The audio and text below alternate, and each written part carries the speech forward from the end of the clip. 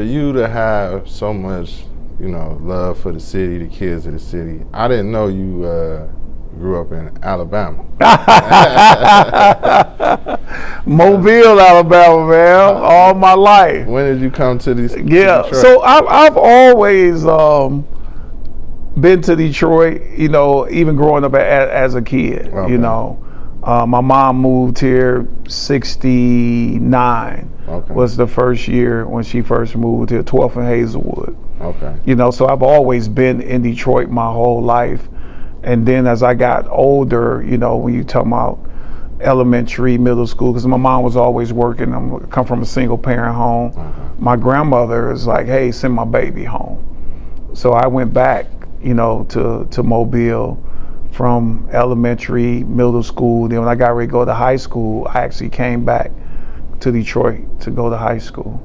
And that was Northern. Yeah, well, actually Cooley. Oh, wow. Yeah, I went to Cooley. I drive these kids by there now, because our kids are talking about how tough and rough it is for them. They making all these excuses, right?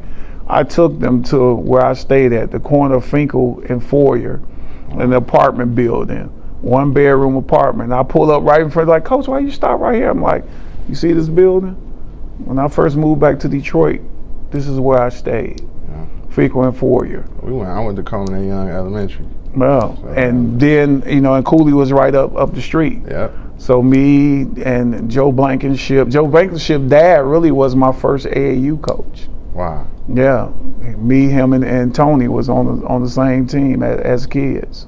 Dang. So I had a opportunity to read an article, like an old article. It's old, but it was on the internet recently. Yeah. And it's saying that, living in Alabama, you face, some racial tension. Oh, yeah. Still.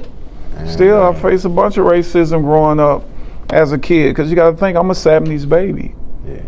And that's when the tensions were high, and basketball is really my third sport. I grew up all my life playing baseball and football. Wow. I didn't play organized basketball until I actually moved to Detroit.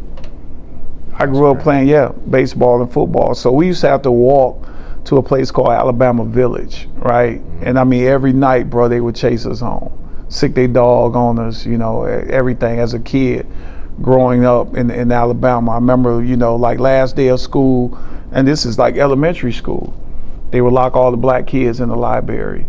Let all the white kids, go home. And every time that I, went to school, my grandmama she was like, no, I got to send you over here where all the black kids go to school. Because I always wind up fighting, because again, I'm playing Little League sports, but then I go to school and I run up seeing the same guys who was sicking their dogs on us and chasing us home. That's not going to work. Bam, fight. Yep.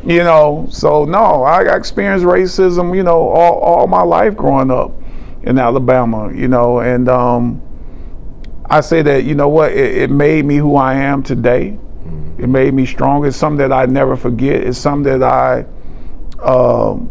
share with kids, and now it just really is more on a corporate level, when you see racism, you know what I'm saying? But you never let that stop you for who you are and what you want to become, you know what I'm saying, in life. It's still the obstacles, in life, the ups and downs. Yeah, it's good you experienced it early. Oh, yeah. How to identify it. And, I can see him a mile away, you know what I'm saying? Yeah, I can see him coming. And I tell people all the time, too, like, we used to walk to Plateau, Alabama, where Kidd Park was at, and Hank Aaron's mom lived in that neighborhood. So every weekend we would go play baseball. We would go ring her doorbell, knock on her door, looking for Hank Aaron, you know what I'm saying, as a kid. Yeah, man.